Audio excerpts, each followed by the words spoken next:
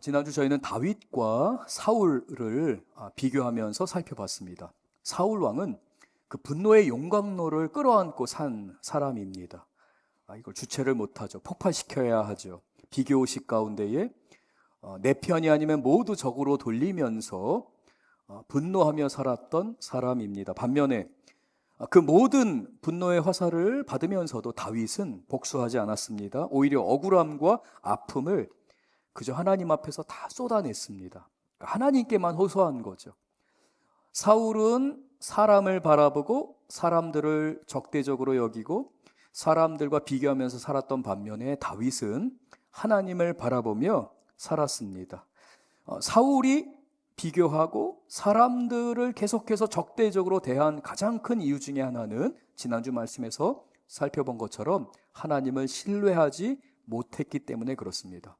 하나님을 신뢰하지 못하는 사람들은 조급하게 살죠. 그리고서 작은 문제도 크게 만드는 경향이 있습니다. 반대로 다윗은 믿음 안에서 굳건히 살아갔습니다. 하나님께 자신의 삶을 맡겨드리며 사는 것이죠. 그래서 그 생명의 위협을 받을 때에 다윗이 피한 장소는 바로 사무엘 선지자가 있는 라마라는 지역이었습니다. 그곳에 다윗이 머무르면서 사무엘 선지자의 말씀을 듣습니다. 함께 기도합니다. 큰 위안을 받습니다. 하나님만을 바라보는 사람이 누릴 수 있는, 세상이 줄 수 없는 평안을 다윗은 사무엘 선지자의 예배인도 가운데에, 제사 가운데, 말씀의 가르침 가운데서 누릴 수가 있었습니다. 하나님은 초자연적으로 다윗을 보호하셨습니다. 암살단을 3차례에 걸쳐서 보냈지만 하나님께서는 그 암살단을 성령의 충만함 가운데서 그들을 막으셨고, 보다 못한 사울 왕이 내가 가겠다라고 하며 그가 군대를 이끌고 라마로 찾아왔지만 여전히 하나님께서는 다윗과 사무엘 선지자를 성령의 능력 가운데서 지키셨습니다. 이사야 41장 10절은 이렇게 선포합니다. 제가 현대인의 성경 버전으로 좀 함께 봉독하겠습니다. 너희는 두려워하지 말아라. 내가 너희와 함께한다. 놀라지 말아라. 나는 너희 하나님이다. 내가 너희를 강하게 하고 도와주며 나의 의로운 오른손으로 붙들어 주겠다. 하나님의 이 이사야 선지자를 향한 하나님의 백성들의 약속은 다윗뿐만 아니라 오늘날 저와 여러분을 향한 약속이기도 합니다. 두려워하지 말아라. 너를 보호해 줄 것이다. 나는 너희들의 선한 목자이다 라고 하나님께서 말씀하십니다. 우리가 신앙생활을 하면서 가장 중요한 게 있는데요, 그것은 바로 이 하나님의 약속을 끝까지 붙드는 것입니다. 근데 이게 쉽지가 않아요. 많은 사람들이 상황 때문에 믿음이 무너지게 되고 좌절하게 되는 가운데서 두려움에 휩싸여서 이 약속을 붙들지를 못하게 됩니다. 경건 생활에 실패하게 되죠. 영적으로 침체를 경험하게 됩니다. 시험에 들 때가 있습니다. 우리 사랑하는 성도님들 가운데 혹시 경건 생활이 무너지고 또 기도하는 자리가 무너지고 혹시 시험을 받은 성도님들이 있다면 오늘 말씀을 통해서 결국 우리가 어떻게 이 문제를 해결할 수 있는지, 하나님은 내가 어떻게 반응하길 원하시는지 깨닫는 은혜의 시간 되기를 간절히 바랍니다. 다윗은 하나님께만 의지했습니다. 하나님만을 바라보려고 했습니다. 그런데 사울 왕이 지속적으로 암살단을 보내고 이 다윗을 죽이려고 할 때에 순간 경건 생활이 무너지게 될 때에 갑자기 그의 마음에 두려움이 찾아오게 됐습니다. 우리가 경건 생활을 쭉 하는 가운데에서 영적으로 충만한 가운데 사탄이 언제나 우리의 틈을 노리거든요. 그 틈이 조금 벌어졌을 때 그 틈으로 들어와서 우리로 하여금 두려움에 휩싸이게 하는데요, 바로 다윗이 그러한 두려움 가운데 깊이 빠지게 되었습니다. 오늘 우리가 읽은 본문 말씀 사무엘상 21장 10절 말씀을 보면 이렇게 기록되어 있습니다. 21장 10절 우리 같이 한번 읽겠습니다. 그날에 다윗이 사울을 두려워하여 일어나 도망하여 가드 왕 아기스에게로 가니, 다윗은 두려움이 찾아올 때에 하나님은 지금까지도 인도하셨고 골리앗을 이기게 하셨고 매일마다 은혜를 주시며 평강 안에 나를 이끄셨는데 이걸 잃어버리게 된 거예요. 그리고 그 작은 틈으로 들어온 그 두려움이 그의 마음에서 갑자기 그를 엄습하게 됩니다. 그를 완전히 덮어버린 것이죠. 그래서 다윗은 도망 다니는 인생을 살아갈 수밖에 없습니다. 근데 이 도망이 첫 번째가 아니에요. 다윗은 제가 잠시 우리 파워포인트를 좀 준비해 주시고요. 다윗은 이 사울의 도망의 그 과정들이 있는데요. 결국에는 오늘 본문에서 보게 되면 어디까지 도망을 가게 되냐면 이 블레셋의 족속의 아주 대표적인 도시 중에 하나였던 가드라는 곳까지 도망을 가게 됩니다. 근데 하나님께서는 이 다윗과 항상 함께 하셨고 보호해 주셨어요. 그 다음 클릭해 주세요. 먼저 기브아 땅에서 사울 왕과 함께 있을 때 사울 왕의 공격을 받을 때에 그가 복수하려고 하지 않습니다. 창을 뽑아서 다시 사울 왕에게 복수하지 않았어요. 그런데도 사울 왕은 계속해서 다윗을 향한 적개감을 갖고 다윗을 죽이려고 합니다. 그때 하나님께서 사울 왕의 아들인 요나단을 통해서 다윗을 도와주게 하셨어요. 다윗으로 하여금 하나님의 은혜 안에 머무는 것을 깨닫게 하셨어요. 그러나 다윗은 사울 왕의 그 공격이 두려워서 피신을 하게 됩니다. 어디로 피신을 하게 되냐면 바로 라마라는 지역으로 피신을 하게 됩니다. 라마 라옅이라고 부르기도 하고요, 라마라고도 부르는데요. 저 북쪽에 있는 사무엘 선지자가 예배를 드리고 경건한 공동체를 이루고 있던 저 라마라는 지역으로 피신을 갑니다. 아마도 요나단의 조언이 있었을 겁니다. 너가 일단 저 사울 왕의 피신에 있어라 라고 했을 겁니다. 바로 저곳으로 사울 왕이 3번에 걸쳐서 암살단을 보내게 되고 급기야는 자신이 군대를 일으키고 쳐들어오게 됩니다. 그런데 그 라마 문턱으로 넘어올 때에 하나님이 막으셨어요. 어떻게 막으셨냐면 사울은 하나도 준비가 안 된 어디, 영적으로 그는 준비가 안 된 자였지만 사울에게는 세컨 찬스를 주시기 위해서 성령의 감동을 주신 겁니다. 거기서 예언을 하게 되고 하나님을 예배하게 되고 그 악한 마음을 돌이키게 하셨어요. 그래서 사울 왕은 그 라마로 쳐들어가지 않고 퇴각을 해서 본진으로, 즉 기브아 땅으로 가게 됩니다. 근데 다윗 안에 두려움이 갑자기 들어오게 된 거거든요. 아, 계속해서 사울 왕의 암살단을 보낼 때 내가 언젠가는 죽겠구나 라고 하면서 아주 비밀리에 놉이라고 하는 저 밑에 지역, 예루살렘에서 동쪽으로 떨어져 있는 저 놉이라는 지역으로 피신을 가게 됩니다. 도망을 가게 된 것이죠. 두려움 때문에 도망을 가게 된 겁니다. 그리고 저기에서 이제 그 다음 슬라이드를 보여주시겠습니다. 그 다음 슬라이드를 보여주시면 이 기브아에서 라마 그리고 놉으로 도망간 다음에 계속해서 생명의 위협을 느낄 때에 어디까지 도망가게 된 거냐면 바로 블레셋의 땅, 블레셋의 거인족들이 살고 있는 바로 저 가드, 해안가 지역에 있는 가드라는 도시까지 도망을 가게 된 것입니다. 다윗은 이 도망간 곳에서 그의 믿음을 일으킬 수가 없었습니다. 왜냐하면 두려움으로 시작했기 때문에 그래요. 두려움에 사로잡혀 있었기 때문에 다윗은 조급하게 결정을 할 수밖에 없었습니다. 여러분, 우리가 두려움에 사로잡히잖아요. 그러면 조급해지게 됩니다. 조급해지는 순간 우리는 대부분 올바른 선택을 할 수 없게 됩니다. 우리가 무엇인가를 구입할 때도 마찬가지이고요, 선택할 때도 마찬가지입니다. 조급함은 결코 우리에게 도움이 되지 않습니다. 그것이 정말 나의 것이고 하나님이 허락한 것이라면 내가 잠시 멈추어두고 포기한다 할지라도, 내가 미루어둔다 할지라도 하나님이 반드시 나에게 주시는 거죠. 그러나 조급해지게 되면 내가 그걸 지금 가져야 된다, 지금 결정해야 된다 라는 것에 빠져들게 됩니다. 그러다 보면 우리는 은연중에 하나님이 아니라 사람을 의지하게 됩니다. 사랑하는 우리 석천제일교회 성도님들, 우리가 반드시 기억해야 할 줄 믿습니다. 사람이 조급해지면 사람을 의지하게 됩니다. 하나님을 의지하기보다는 내 주변에 있는 것을 살피게 되는 것이죠. 언제나 숏컷으로 가려고 합니다. 지름길이 없는지. 하나님을 기다리기보다는 이걸 내가 그때까지 언제 기다려? 빨리 선택해야지 라고 잘못된 선택을 하게 됩니다. 그러면서 이 두려움으로 인해서 조급함으로 가게 되는 이 과정에서 우리가 범할 수 있는 가장 큰 실수 가운데 하나가 거짓말을 하는 것입니다. 먼저 다윗은 자신이 살기 위해서 요나단의 도움을 구할 때에 어떻게 도움을 구하게 되냐면 요나단의 아버지인 사울 왕에게 거짓말을 하라고 이야기합니다. 자기가 살기 위해서 먼저 그 거짓말로 임기응변으로 그 위기를 모면하게 되죠.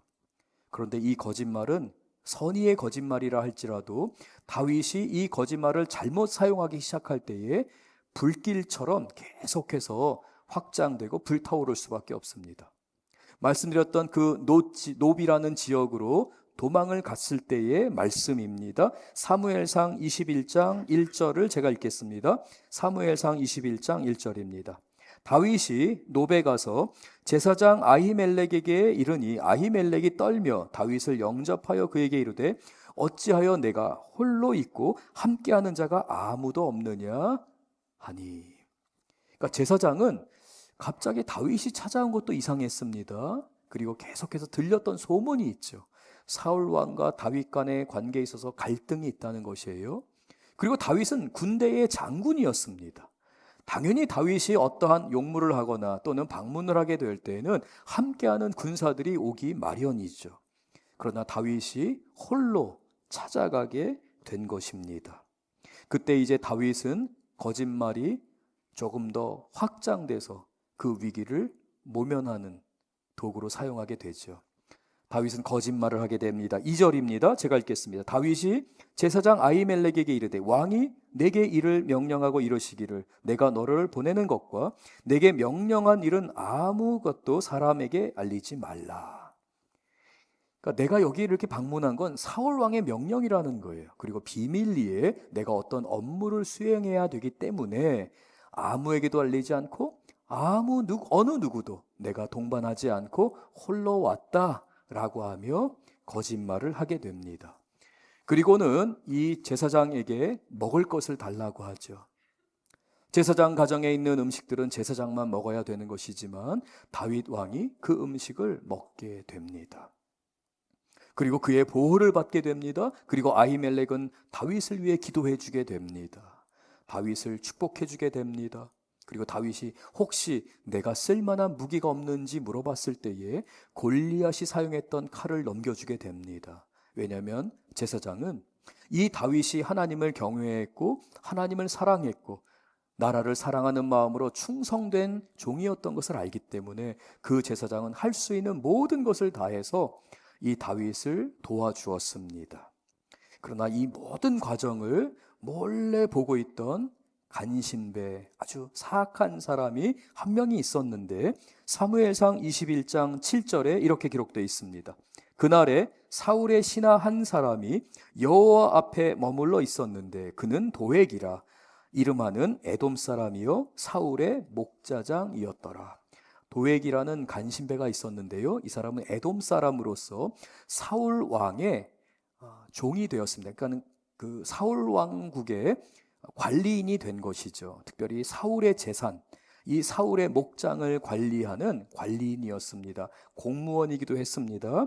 이 도액이라는 자가 아비멜렉에 있는 노베까지 와서 자신이 제사를 하기 위해서 참여했을 것입니다. 그런데 거기에서 다윗을 보게 된 겁니다. 그리고 이 제사장과 다윗이 어떻게 지냈는지를 일거수일투족을 염탐하기 시작합니다. 그리고 도액은 자기가 출세할 기회가 여기에 있구나 라고 생각하게 되고 사울 왕에게 이러한 것을 고하게 되는데요, 사무엘상 22장 9절에서 10절을 보면 물론 아주 오래 시간이 지난 후에 벌어진 일입니다. 제가 읽겠습니다. 그때에 에돔 사람 도액이 사울의 신하 중에 섰더니, 그러니까 신하들이 쭉 모여있는 그 시간에 대답하여 이르되 이새의 아들이 다윗이죠. 이새의 아들 다윗이 노베에 와서 아히도베 아들 제사장 아히멜렉에게 이른 것을 제가 보았습니다 라고 하며 사울이 듣고 싶은 말만 아주 교활하게 합니다. 사울의 분노를 폭발시킬 만한 일들을 하면서 자기의 출세의 기회로 삼게 되는데요. 10절을 보겠습니다. 아히멜렉이 그를 위하여 여호와께 묻고, 제사장이 다윗을 위해서 기도해 주었습니다. 제사장이 다윗을 위해서 신방 예배를 드렸습니다. 그에게 음식을 주고, 그에게 음식을 주었습니다. 필요한 것을 주었습니다. 사울 왕은 지금 다윗을 죽이려고 하는데 그 제사장이 다윗을 도와주었습니다. 이어서 블레셋 사람 골리앗의 칼도 그에게 주더이다 라고 하며 사울 왕의 분노를 들끓게 합니다. 사울 왕은 그 분노의 용광로를 폭발시키고 맙니다. 그래서 많은 군대를 이끌고 이 아히멜렉을 죽이기로 결정하죠. 내가 반드시 아비멜렉을 죽이겠다라고 말합니다. 22장 16절입니다. 왕이 이르되 아히멜렉아 내가 반드시 죽을 것이다 라고 하며 17절에 호위병들에게 당장 돌아가서 이 아히멜렉과 그 일족들을 멸하라고 명령을 하게 됩니다. 그러나 주변에 있는 신하들과 부하들이 볼 때는 이거는 옳지 않은 명령인 거예요. 거기다 제사장 가정이기 때문에 왕이시여 제사장을 죽이는 것은 옳지 않습니다. 이 결정은 잘못된 것입니다 라고 하며 왕을 만류합니다. 그리고 그 명령을 수행하기 어렵겠다고 이야기합니다. 그러자 사울 왕은 어떻게 합니까? 18절입니다. 사무엘상 22장 18절 왕이 도액에게 이르되, 자기 입맛에 맞는 말을 했던 이 간신 사악한 도액을 이용하기로 결정하는 겁니다. 너는 돌아가서 제사장들을 죽이라. 도액은 이 명령을 받고 제사장이 있는 놉을 향하여 달려가게 됩니다. 에돔 사람 도액이 돌아가서 제사장들을 쳐서 그날에 세마포 에봇 입은 자 몇 명을 죽였다고요? 85명을 놉에 있는 제사장 모두를, 그 제사장 가정에 있는 모든 제사장들을 다 몰살을 시키는 아주 사악한 일을 저지르게 됩니다. 다윗의 거짓말과 어리석고 무능한 사울 왕의 분노가 낳은 결말, 그것은 선량하고 하나님을 사랑하는 그 제사장 가정의 큰 위기, 그리고 그 제사장 가정이 겪은 아픔, 슬픔, 불행이라고 할 수 있습니다. 다윗의 죄가, 다윗의 거짓말이 결국은 다윗을 죽음 가운데 몰아넣었고, 사울 왕의 그 분노로 인하여서 이것들이 합쳐지면서 선량하고 하나님을 사랑하는 아히멜렉 제사장과 그 가정이 몰살을 당하는 죄의 삭시 사망인 것을 명백하게 보여주는 그 종착지, 그 결말을 보게 됩니다. 죄의 삭은 사망입니다. 이러한 죄의 결과, 다윗의 거짓말, 사울 왕의 무능함과 분노로 인해서 선량한 사람들이 죽음에 이르게 된 이 안타까운 현실이 바로 우리가 사는 세상입니다. 하나님께서는 우리의 삶 안에서 우리가 하나님만을 바라보기를 원하지만, 우리는 오늘도 어쩌면 사울처럼, 그리고 어쩌면 다윗처럼 과거에는 은혜 가운데 살았지만 오늘을 살아가는 동안에 내가 조금이라도 더 유익이 된다면 거짓말을 해도 괜찮겠지라고 하며 살아가는데, 그 거짓말은 죄입니다. 반드시 그 두려움과 거짓으로 인해서 우리가 조급하게 살고 사람을 의지하게 되면 우리는 사망에 이르게 되는 것을 보게 되죠. 죄의 삭은 사망입니다. 아마 우리 성도님들 가운데에는 이런 질문을 던지실 수도 있을 것 같아요. 아니 목사님, 아니 죄는 다윗이 짓고 어리석은 사울 왕의 분노가 폭발했는데 왜 아무 연고가 없고 아무 죄가 없는 아히멜렉과 그 제사장과 그 가정들이 왜 이 어려움을, 이 고통을, 이 고난을, 이 불행을 당해야 되는 겁니까? 라고 질문하실 수도 있을 겁니다. 사랑하는 성도 여러분, 하나님은 선하십니다. 이 모든 것은 죄의 결말입니다. 죄로 인해 이러한 일이 벌어졌지만 하나님은 이 제사장 가정을 영광스럽게 받으셨습니다. 영광스럽게 만드셨고 이 죽음을 결코 헛되이 하지 않았고 이 충성스러운 가정들을 받으시며 하나님 나라에서 영광스럽게 하셨습니다. 성경에 기록된 것을 통해서 하나님은 그 하나님의 약속을, 하나님을 찾는 사람들, 억울한 죽음을 겪는 사람들을 향해서 하나님이 함께 하시는 것을 보여주고 계시는 겁니다.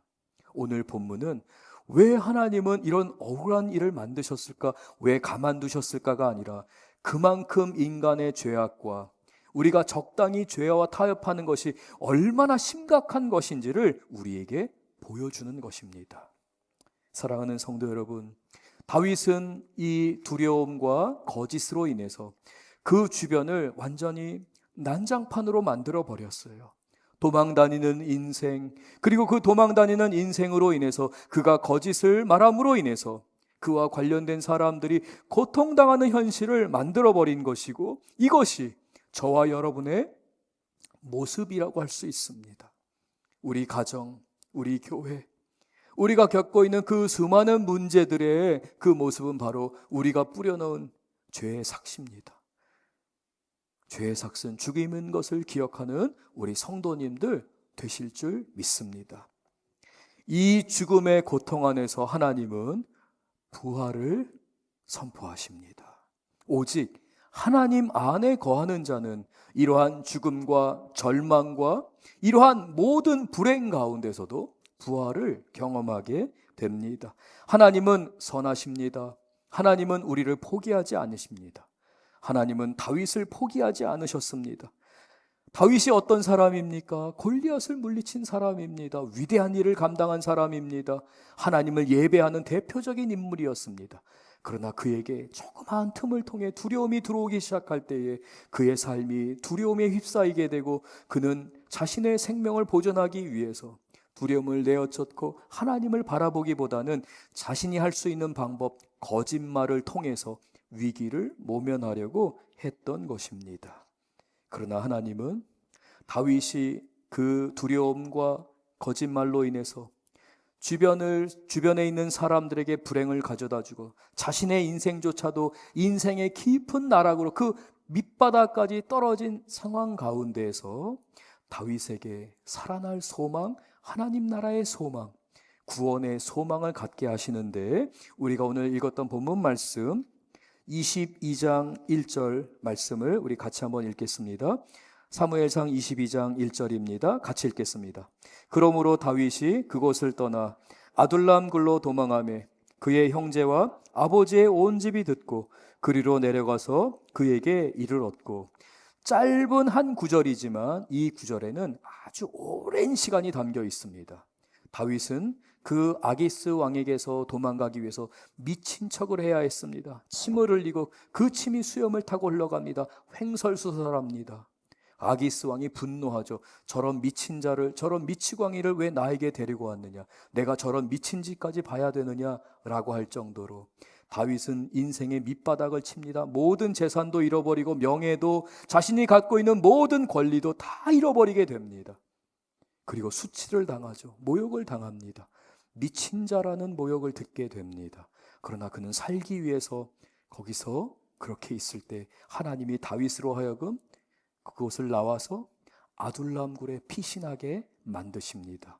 그리고 그 아둘람굴에서 다윗은 하나님을 찾고자 합니다. 마치 우리 성도님들이 인생 가운데서 주님 내 삶을 붙들어 주옵소서 간구하시는 가운데 새벽기도 나와서 부르짖고 간구하셨던 것처럼 이 다윗이 아둘람굴에서 홀로 있으면서 주님께 외치게 됩니다.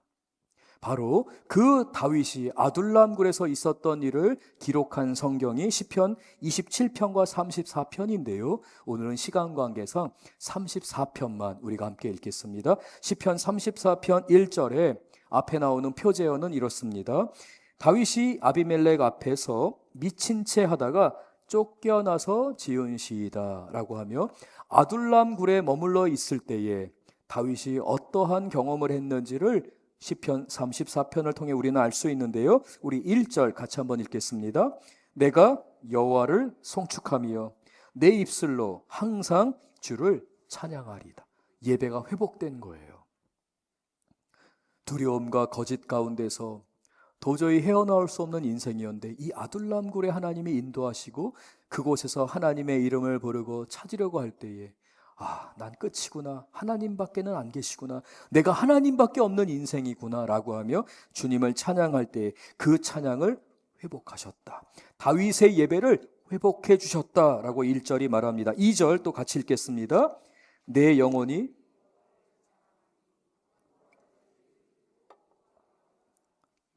곤고한 인생이었던 다윗이 하나님께서 그 예배를 받으시는 가운데 회복을 하게 됩니다. 그럴 때 그는 하나님을 높여드리며 자랑하게 됩니다. 감사만이 살 길이구나. 하나님 모든 영광 받으시옵소서. 하나님 제 삶에 오직 제가 자랑하고 드러내고 감사할 분은 하나님밖에 없습니다. 마치 우리 성도님들이 감사 노트를 기록하면서 내일의 삶에 내가 원망할 수밖에 없는 상황이라 할지라도 하나님 그래도 감사합니다 고백했던 것처럼 다윗에게 이 감사의 능력이 회복됩니다. 그리고 곤고한 자들이 기쁘게 되는 것을 바로 이 아둘람 굴에서 경험하게 된 것이죠. 3절과 4절을 같이 읽겠습니다. 나와 함께 여호와를 광대하시다 하며 함께 그의 이름을 높이세. 내가 여호와께 간구하매 내게 응답하시고 내 모든 두려움에서 나를 건지셨도다. 내가 스스로 내가 두려움을 이겨내기 위해 나는 거짓말을 사용했고 내 스스로가 임시 방편으로 내 삶의 문제를 해결하기 위해서 이 두려움과 거짓말이라고 하는 것을 어떻게 이겨냈을까? 나는 그 방법을 찾으려고 했는데 찾지 못했어요. 그러나 다윗이 하나님을 찬양하는 가운데 예배가 회복되자 내가 여호와께 간구함으로 인해서 나의 두려움을 쫓아내었다라고 말씀합니까? 아니면 여호와께서 나의 두려움을 쫓아내셨다라고 말씀합니까?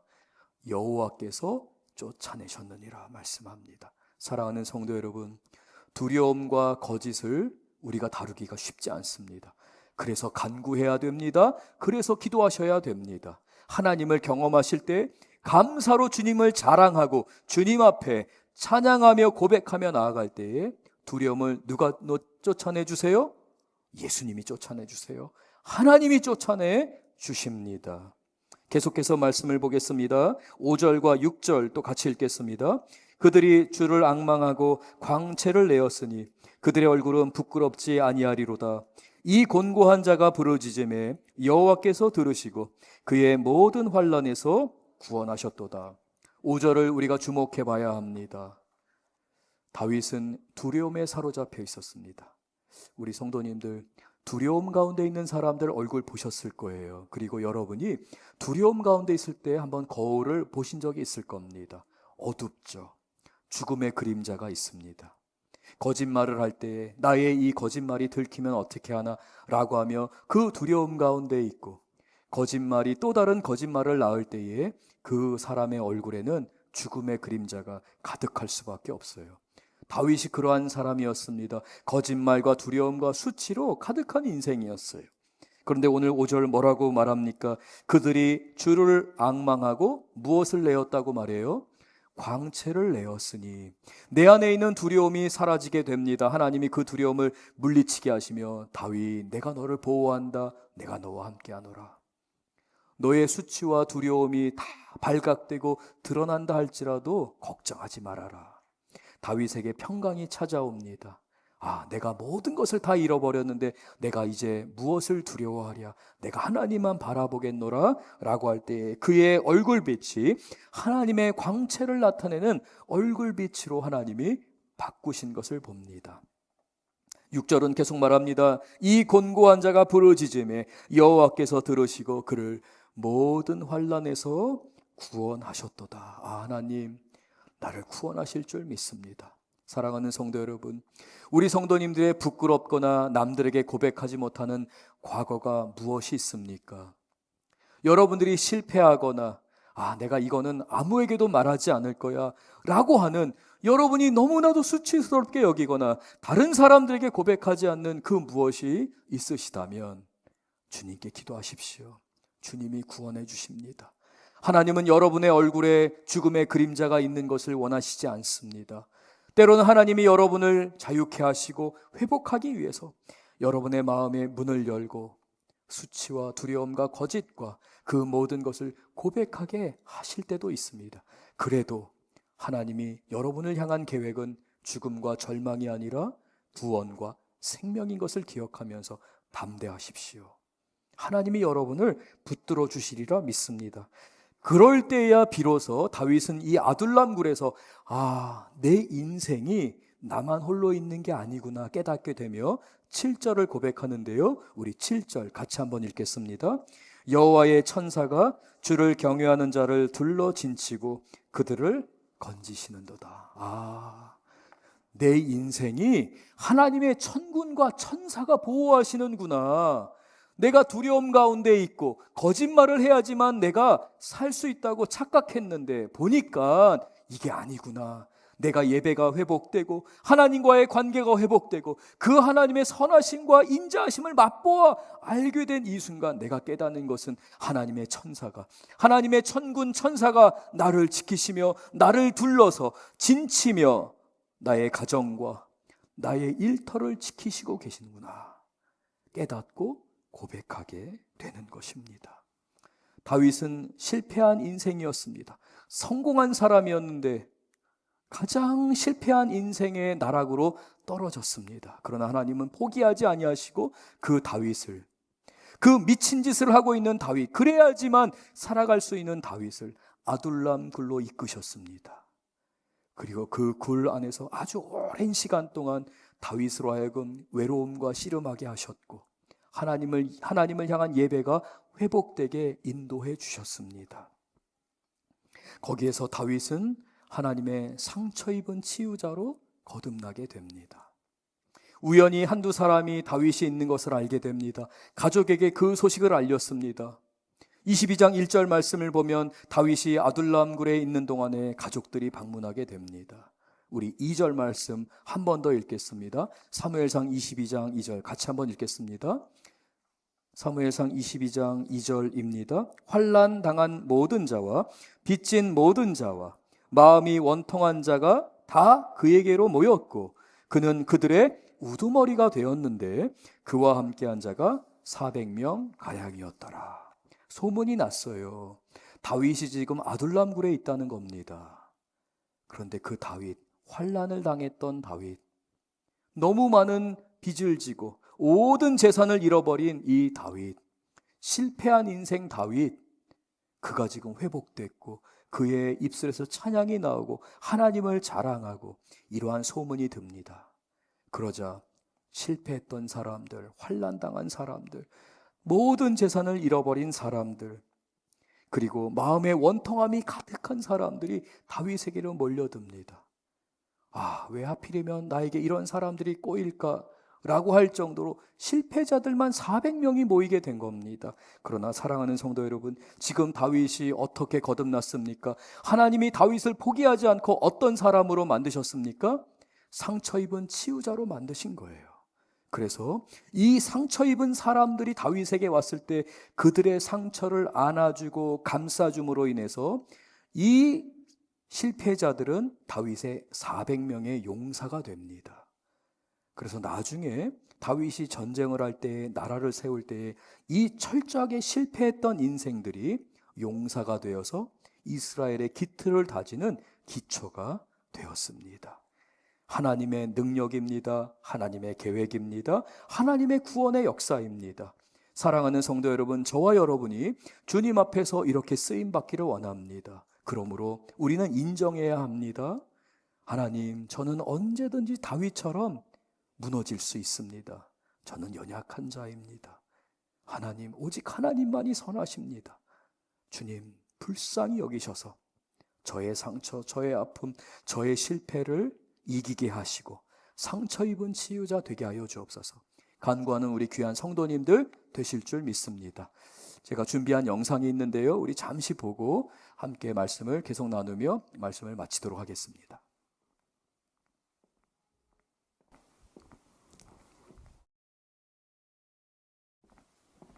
가서 앉아.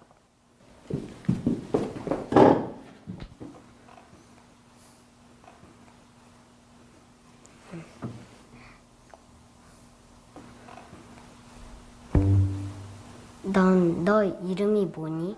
나 여원이라고 해. 나는 박지민이라 해. 박지민? 너는 몇 살이니? 나 7살이야. 나는 9살이야. 9살? 어. 나보다 더 크네. 너는 무슨 게임 좋아해? 나? 아무거나. 나한테 궁금한 거 있어? 아니? 너는 뽀로로 좋아해? 응. 그런데 옛날에는 뽀로로 좋아했지만 이제 루피 좋아해. 루피가 뽀로로 안에 들어가 있는 앤데.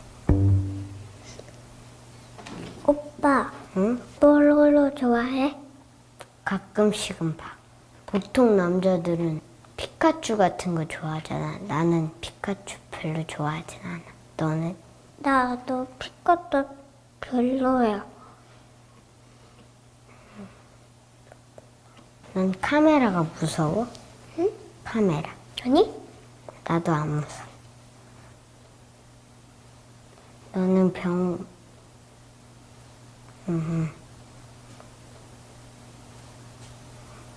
어느 병원 다녀? 나? 서울. 서울대? 나도 서울대 병원 다니는데. 병원 얼마나 자주 가? 매일매일. 나도 너처럼 아팠을 때가 있었는데 나는 어떻게 이겨냈냐면 엄마 친구들이 와서 용기를 줬어. 그 용기 덕분에 치료를 끝냈어. 나 아직도 병원 다니고 있어. 너는 얼마나 힘들어 병원 다니는 게? 나 조금 힘들어. 나도 힘들었어. 나도. 이따가 내가 그림으로 너한테 용기 카드 만들어 줄게. 그게 뭐야? 그걸 주면은 용기가 생기는 그런 카드를. 너는 꿈이 뭐야? 나? 응. 간호사 발레리나. 발레리나? 왜 발레리나가 되고 싶어? 발레 하고 싶어서. 난 태권도 다니는데. 나도 태권도 가고 싶어. 발레도 하고 싶고.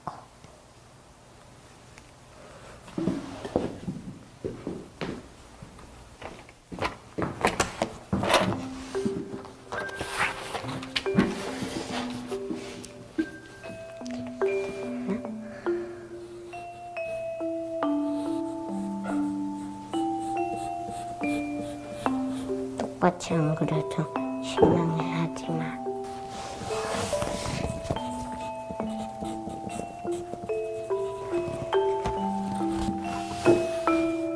이름을 써줘야지 기억해주지 않을까. 사인이 없어가지고 그냥.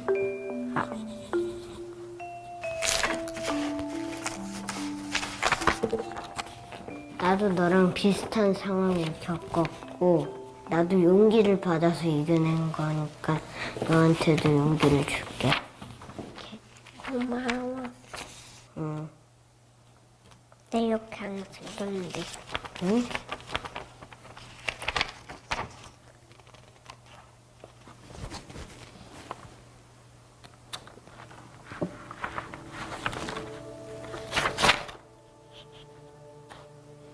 비 어떻게 그리는 거야? 별표? 가르쳐줄게. 해봐. 이렇게 그어봐. 하나. 다시 그려봐. 둘. 셋. 뭐 잘했어. 넷. 다섯. 잘했어. 처음 치고. 하나. 둘. 이렇게 쭉 뻗어. 그리고 위로. 이렇게. 셋. 말했어. 잘했어. 여기와 이렇게 대각선으로 잘 그려. 근데 이거는 뭐야? 네가 아파서 누워 있는 거고, 이거는 냉찜질을 할 때 머리에다가 쓰는 거야. 이거는 그리고 물컵이고, 이건 식탁이고, 이거는 체온제.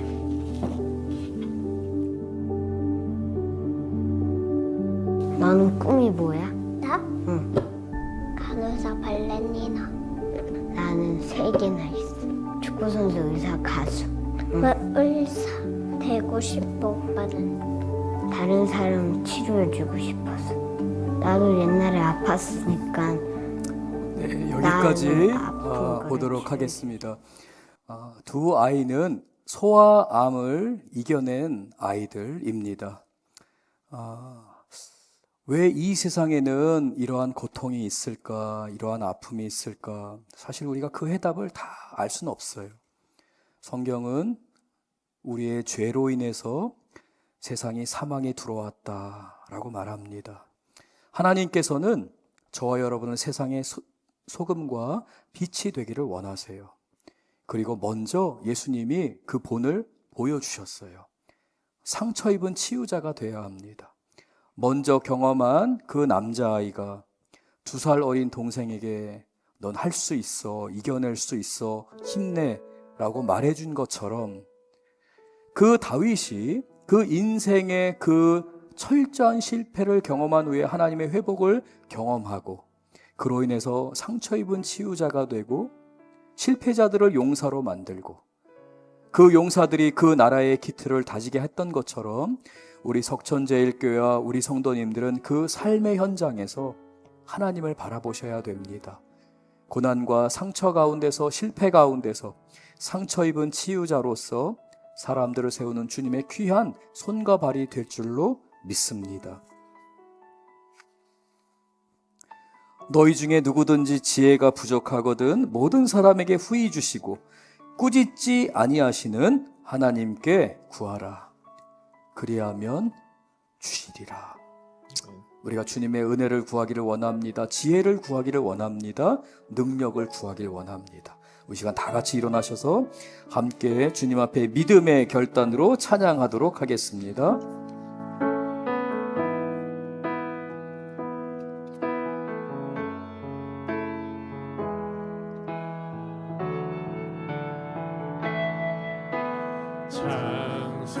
창세전에 그리스도 안에서 사랑으로 우리를 택하시고